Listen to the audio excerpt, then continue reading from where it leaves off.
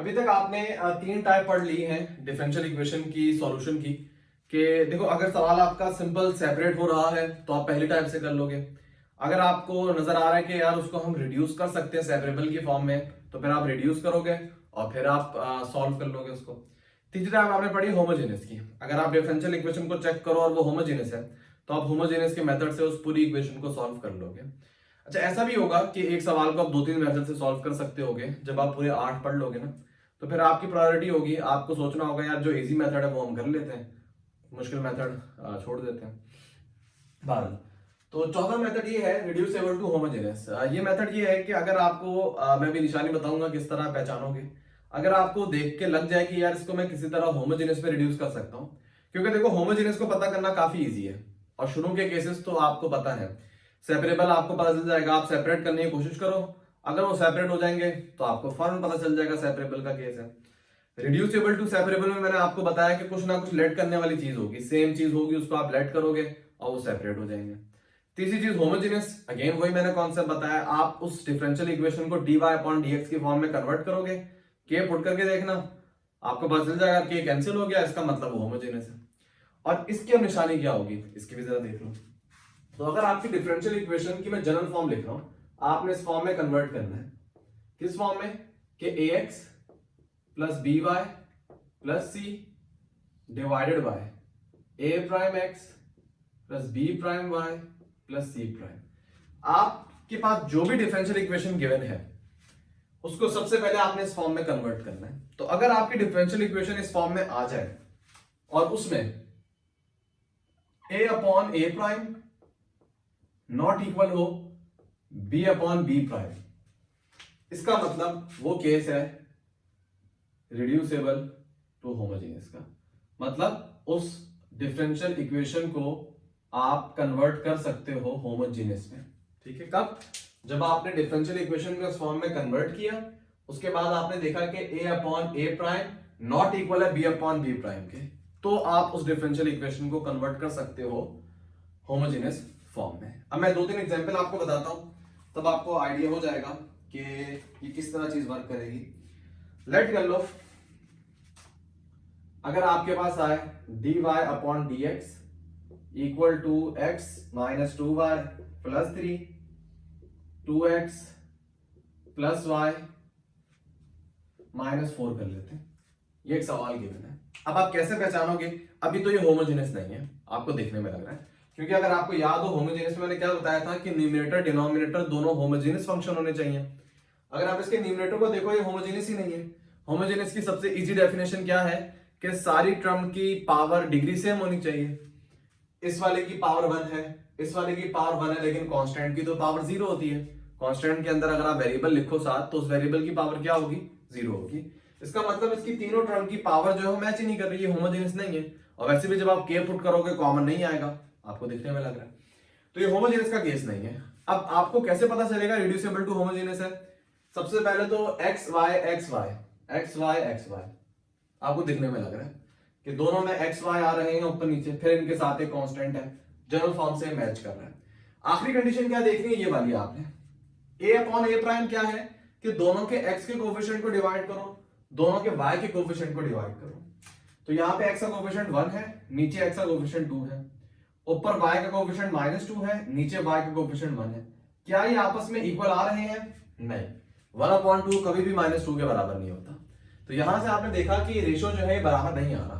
इसका मतलब ये केस क्या है? ये केस है होमोजेनियस का, रिड्यूसेबल टू होमोजेनियस का, कि आप इसको रिड्यूस कर सकते हो होमोजेनियस फॉर्म से। ठीक है, अच्छा कोई और एग्जांपल अगर मेरे पास हो? ये तो यही एग्जांपल है। अच्छा जी, एक है x minus Y X plus Y X minus Y D Y. अच्छा जी, x plus Y plus 1 dx। अब अगेन सबसे पहले तो यार इसको आप कन्वर्ट करोगे, आप देखोगे कि यार ये बाकी पहले तो dy अपॉन dx की फॉर्म में कन्वर्ट करो। तो किस तरह कन्वर्ट होगी? dx को नीचे डिवाइड करवा दो और x माइनस वाई को यहां पे डिवाइड करवा दो। ठीक है, अब देखने में आपको पता चल जाएगा ये होमोजेनियस का केस नहीं है, क्योंकि डिनोमिनेटर वाला फंक्शन तो होमोजेनियस है, न्यूमरेटर वाला नहीं है। तो जब आप k पुट करोगे तो k कैंसिल नहीं होगा, ये होमोजेनियस वाला केस नहीं है। अब आप देखो रिड्यूसिबल टू होमोजेनियस है या नहीं, क्या निशानी बताएगी ये वाली। सबसे पहले तो आप देखो एक्स वाई मौजूद है, एक्स वाई मौजूद है, ठीक है, पहली निशानी ठीक है। दूसरी निशानी आपने ये देखनी है, तो ऊपर x का कोएफिशिएंट क्या है 1, नीचे क्या है 1, सही है। ऊपर y का कोएफिशिएंट 1, नीचे y का कोएफिशिएंट -1, क्या ये दोनों आपस में इक्वल है? नहीं, 1 - 1 के इक्वल नहीं होता। तो यहां से आपको पता चल जाएगा कि ये वाली कंडीशन भी सेटिस्फाई हो रही है, इसका मतलब ये केस है रिड्यूसिबल टू होमोजेनियस का, इसको आप होमोजेनियस फॉर्म में कन्वर्ट कर सकते हो। तो ये दो एग्जांपल मैंने दे दिए, और एक तीसरी एग्जांपल मैं आपको देता हूं, और उसमें एक मैं नया कॉन्सेप्ट आप लोगों को समझाता हूं। अच्छा जी, वो एग्जांपल क्या होगी, अगर मैं यहां पे लिखूं dy/dx, अच्छा जी 2x + 3y -7 कर लो, और नीचे 4x + 6y + 1 कर लेते हैं। दिखने में आपको लगेगा रेड्यूसिबल टू होमोजेनियस का केस है, होमोजेनियस तो नहीं है, सही है, ऊपर xy नीचे xy, तो आपको दिखने में लगेगा यार ये तो होमोजेनियस है, रेड्यूसिबल टू होमोजेनियस का केस है। लेकिन आपको ये वाली कंडीशन भी चेक करनी है। जब आप ये चेक करोगे तो क्या होगा, x 2/4 और y क्या है 3/6, और आप ऑब्जर्व करोगे दोनों चीजें आपस में बराबर है। इसका मतलब ये रेड्यूसिबल टू होमोजेनियस का केस नहीं है। ये क्यों केस नहीं है, जब मैं इसका तरीका बताऊंगा ना, वहां पे आपको मैं समझाऊंगा कि अगर इस पे आपने रिड्यूसिबल टू होमोजेनियस का मेथड लगाया तो वहां पे जाके आप फेल हो जाओगे, ये लाइंस पैरेलल हो जाएंगी, इनका इंटरसेक्शन कुछ आएगा नहीं, आप फंस जाओगे, ठीक है। तो इस वाले पे अगर आप ये वाला तरीका लगाओगे आप नहीं कर पाओगे। तो आप सवाल ये कि रिड्यूसिबल टू होमोजेनियस तो नहीं है ये, क्योंकि इस कंडीशन को सेटिस्फाई नहीं कर रहा, ये नॉट इक्वल होनी चाहिए, जबकि यहाँ पे ये दोनों इक्वल आ रहे हैं 1/2 1/2। तो अब हम इस पे क्या करेंगे, तो भाई ये सिंपल टाइप 2 का केस है, ये रिड्यूसिबल टू लीनियर है।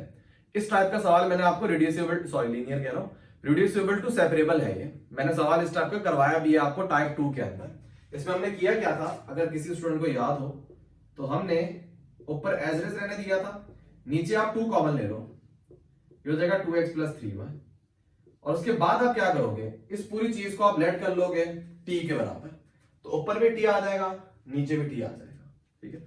उसके बाद ये केस जो है ये सेपरेबल का बन जाएगा, आप थोड़ा अरेंज करोगे, मैंने डिटेल में आपको टाइप 2 के अंदर इस टाइप का सवाल करवाया है, तो वहां पे जाके आप देख लेना, ठीक है। तो मैंने आप लोगों को पूरा रिड्यूसिबल टू होमोजेनियस का कॉन्सेप्ट सिखा दिया है। सबसे पहले आपने ये वाली फॉर्म देखनी है, अगर इस फॉर्म के अंदर है तो ओके है, आप इस कंडीशन को चेक करो, अगर ये कंडीशन नॉट इक्वल है इसका मतलब वो रिड्यूसिबल टू होमोजेनियस का केस है, और क्या मेथड होगा वो मैं आप लोगों को करवा दूंगा। लेकिन अगर देखो ये वाली कंडीशन इस फॉर्म में आपका फंक्शन ना होना, तो फिर तो स्ट्रेट अवे खत्म हो जाएगा। कहने का मतलब आपके फंक्शन में ऊपर भी स्क्वायर, मतलब x² y², नीचे भी x² y², तो वो तो भाई रिड्यूसिबल टू होमोजेनियस हो ही नहीं सकता। ऊपर भी xy होना चाहिए, नीचे भी xy होना चाहिए, ये तो सबसे पहली कंडीशन है। ये वाली कंडीशन अचीव हो जाए फिर आप ये देखो, तो इस केस में जैसे आपने ये वाली कंडीशन देखी थी, ये इक्वल आ गई है, जबकि आनी क्या चाहिए थी, नॉट इक्वल। तो इसका मतलब ये होमोजेनियस में आप रिड्यूस इसको नहीं कर सकते, तो आप क्या करोगे, आप ये वाला काम करोगे, आप ये सवाल बन जाएगा टाइप 2 का रिड्यूसिबल टू सेपरेबल, बिल्कुल वही मेथड आप अप्लाई करोगे, सेपरेट करोगे, और जिस तरह मैंने टाइप 2 में आपको बताया था वैसी वर्किंग आप परफॉर्म करो। पूरी मैंने तमीज आप लोगों को बता दी है, तो मैं लिख देता हूं, यहां पे मेंशन कर देता हूं एग्जांपल्स में कि ये रिड्यूसिबल का केस है। मैं क्या लिख देता हूं कि टाइप लिख देता हूं किस टाइप से हम करेंगे। तो इस वाले को तो हम टाइप 4 से करेंगे, रिड्यूसिबल टू होमोजेनियस। इसी तरह ये भी टाइप 4 का केस है, और ये जो है ये टाइप 2 का केस बन जाएगा, रिड्यूसिबल टू सेपरेबल। तो इसको आप लोग देख लेना। अब मैं एक एग्जांपल आप लोगों को करवा देता हूं, उसमें आप लोगों का कॉन्सेप्ट मजीद क्लियर हो जाएगा। मैं इसी टाइप की एग्जांपल करवाता हूं जिसका सॉल्यूशन मेरे पास है, ताकि कोई मैं मिस्टेक करूं तो पकड़ी जाए। अच्छा जी, तो जो पहला सवाल है और जो दूसरा सवाल है, इसी टाइप के आपके सवाल होते हैं रिड्यूसिबल टू होमोजेनियस के। उसी टाइप का मैं करवाता हूं, ये बुक का ही क्वेश्चन है। 2y - x + 5 divided by 2x - y - 4, ठीक है। सबसे पहली बात, होमोजेनियस का केस तो नहीं है, न्यूमरेटर डिनोमिनेटर गौर करो, दोनों होमोजेनियस नहीं है। दूसरी बात, क्या ये रिड्यूसिबल का केस है? बिल्कुल है। कैसे? अच्छा, अब इसमें देखो एक चीज है कि इसमें x और y सही फॉर्म में नहीं लिखे हुए, तो आप जरा इस चीज से नहीं कंफ्यूज होना।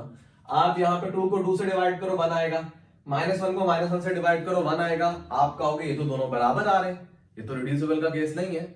लेकिन आपको इस बात का ध्यान रखना है कि यहाँ पे ऊपर x नहीं लिखा हुआ, ऑर्डर चेंज हुआ है, ऊपर yx है नीचे xy है। तो कंडीशन चेक करने के लिए आपको पहले तो सेम करना पड़ेगा इनको। ऊपर आप लिखो -x + 2y, ऑर्डर आपने चेंज किया, नीचे है 2x -y -1। अब आप चेक करो तो ये हो जाएगा -1/2, ये हो जाएगा 2/-1, और ये दोनों आपस में इक्वल नहीं है। -1/2 -2 के बराबर नहीं होता। तो यहां से आपको सॉरी, यहां से आपको पता चल जाएगा कि केस जो है ये रिड्यूसिबल टू होमोजेनियस का है। ठीक है, कंडीशन सेटिस्फाई हो गई।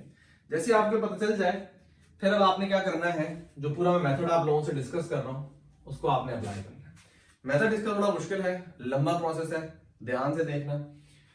सबसे पहले आप क्या करोगे, यहाँ पे आपने अपनी तरफ से 2 वेरिएबल को इंट्रोड्यूस करवाना है। यहाँ पे आप यहाँ पे लिखोगे लेट जो स्मॉल x है वो बराबर है कैपिटल X प्लस h के, और स्मॉल y बराबर है कैपिटल Y प्लस k के।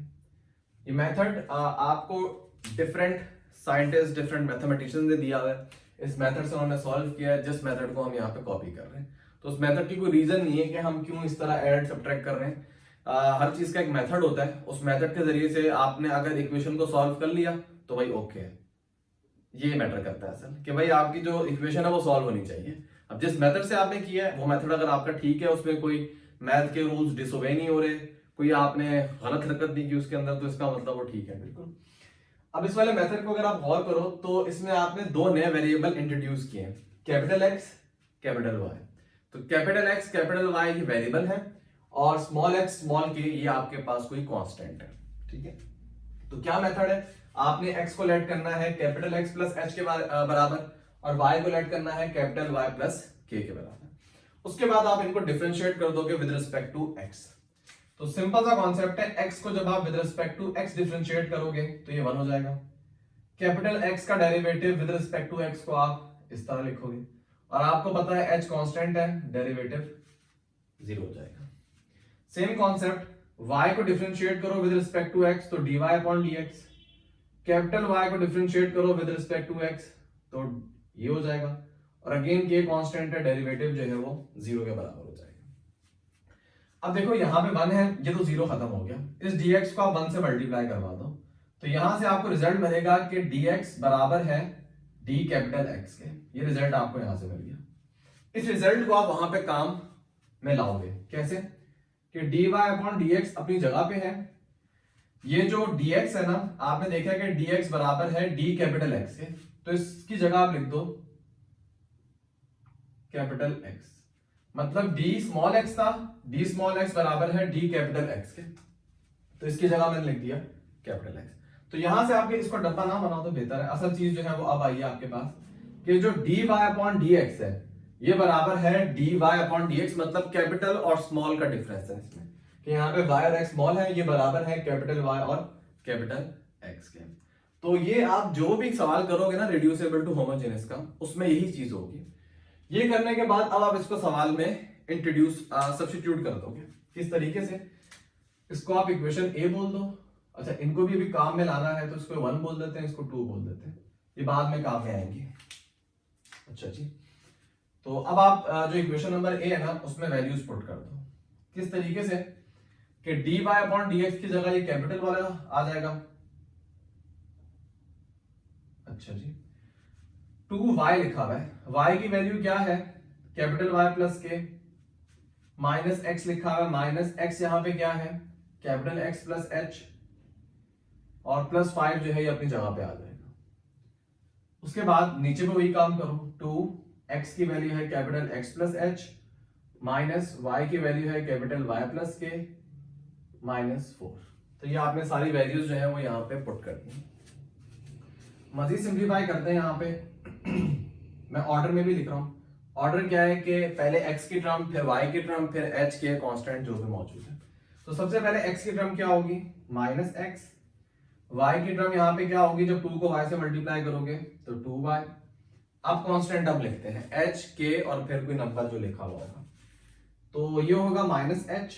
अच्छा, 2 को के से मल्टीप्लाई करो, ये हो जाएगा 2k और प्लस 5 जो है ये अपनी जगह पे लिखा गया, मैंने ऑर्डर में लिखा है पूरा। उसके बाद नीचे भी सेम यही काम करो, सबसे पहले x की टर्म लिखो, 2 को x से मल्टीप्लाई करो 2x। अच्छा, ये हो जाएगा माइनस y, फिर h क्या होगा, 2 को h से मल्टीप्लाई करो 2h, यहां पे होगा माइनस k, यहां पे हो जाएगा माइनस 4। ये काम आपने कर लिया। जैसे ही आपने काम कर लिया यहां पे आपने एक वर्डिंग लिखनी है। उस वर्डिंग को क्या लिखना है, क्योंकि आपको उसको कन्वर्ट करना है होमोजेनियस की फॉर्म में। अब होमोजेनियस की फॉर्म में कन्वर्ट करने के लिए आप एक चीज लिखोगे कि सब्स्टिट्यूट, क्या सब्स्टिट्यूट करना है,